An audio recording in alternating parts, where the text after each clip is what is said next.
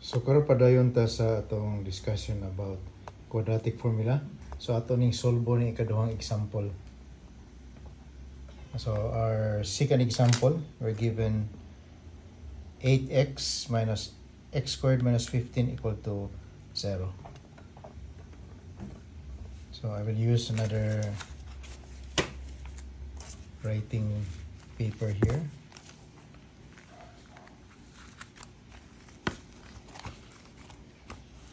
So may siya given 8x minus x squared minus 15 equal to 0.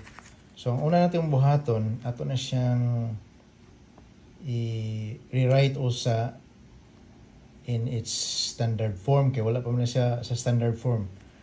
O sabi pasabutan ng standard form. Ang standard form kanang mauna gyud na siyang variable nga exponent niya is 2, no? Kay quadratic equation man itong gisgutan karon. So write first this one. We have negative,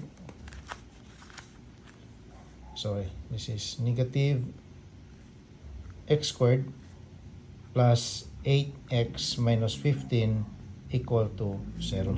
So yun na usa para mas standard form siya. Unya mas madali na siyang ma-solve or mas madali kung atong himuong coefficient sa atong x squared equal to positive 1 kay negative 1 man na siya. So to do that, pwede natin siyang i-multiply, no? Multiply natin both sides by negative 1. So mahimo na siyang positive x squared, kanang first term na to, mahimo siyang negative 8x then plus 15 equal to 0.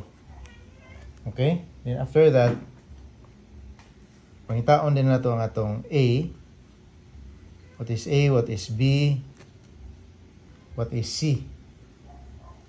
So from the given, ang A is equal to 1, di ba? Ang atong B, ang B na to is coefficient man na siya sa middle term which is minus 8. Yung atong C equal to 15.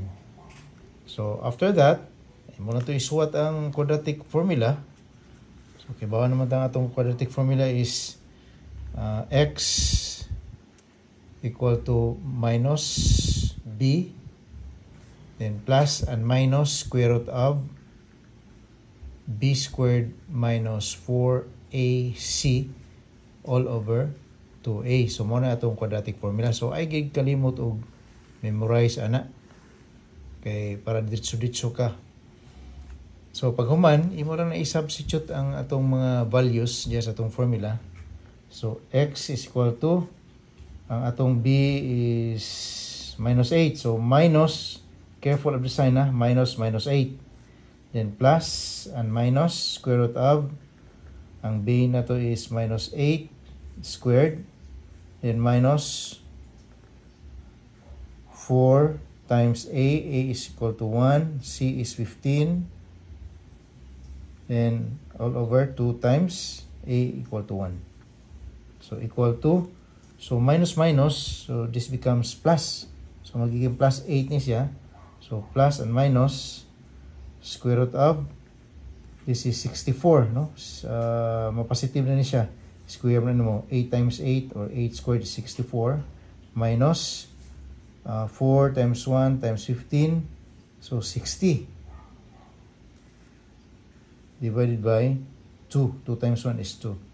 So x equal to 8 plus and minus square root of 64 minus 60 is 4 divided by 2.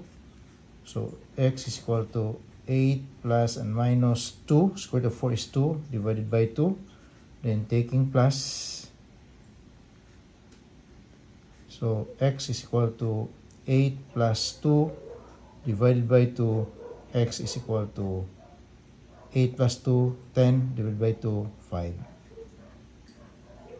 Then when you take minus, taking the negative, so x is equal to 8 minus 2 divided by 2. X is equal to 8 minus 2, 6 divided by 2. X equal to 3. Okay, so after checking, so katong gibuhat na to ganihan, nag-check ta.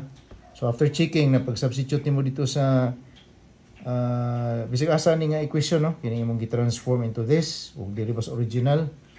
Bisig asa nimo i-substitute ana kung masiro gani ang both sides sa to pa, sakto na itong answer. So assuming na human nag-check diha ang imong conclusion, therefore ingon ka x is equal to 5. So duha ka book value ang imong x. So muna pasabot ana. Ang x nga usa is 5, the other one is 3. Okay? So I hope na nasabtan ninyo.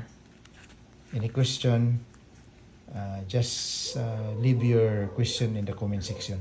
Salamat.